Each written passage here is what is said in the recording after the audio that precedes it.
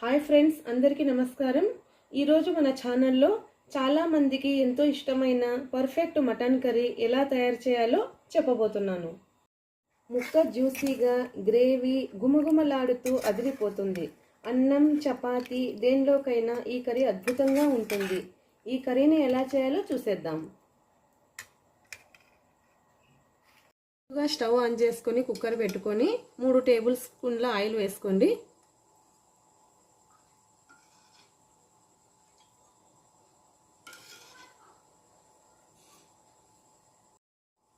Oil heat అయిన తర్వాత biryani spices వేసుకొని ఫ్రై చేసుకోవాలి.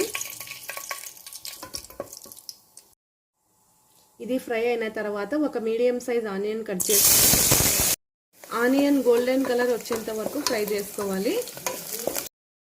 ఆనియన్ గోల్డెన్ కలర్లోకి వచ్చిన తర్వాత 1 టేబుల్ స్పూన్ అల్లం వెల్లుల్లి పేస్ట్ వేసుకోవాలండి.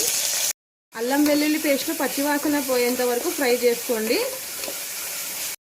అల్లం వెల్లుల్లి పేస్ట్ పచ్చివాసన పోయిన తర్వాత మటన్ వేసుకోండి.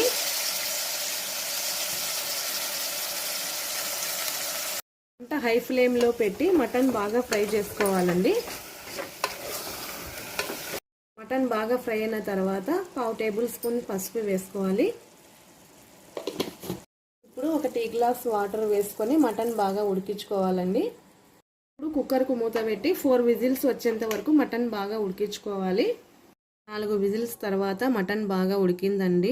ఇప్పుడు దీంట్లోకి 1.5 టీ స్పూన్ కారం వేసుకోవాలా. మీరు బాగా కారం ఎక్కువ తినే వాళ్ళైతే 2 టేబుల్ స్పూన్స్ వేసుకోవచ్చు. 1/2 టేబుల్ స్పూన్ ధనియాల పొడి, 1 టేబుల్ స్పూన్ సాల్ట్, కసూరి మేతి వేసుకోవాలి. గ్లాస్ వాటర్ వేసుకొని లో ఫ్లేమ్ మీద ఉడికించుకోవాలి.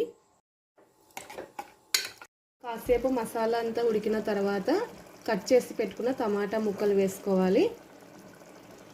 ముక్కలు వేసిన తర్వాత మూత మూసి కాసేపు ఉడకనిద్దాం.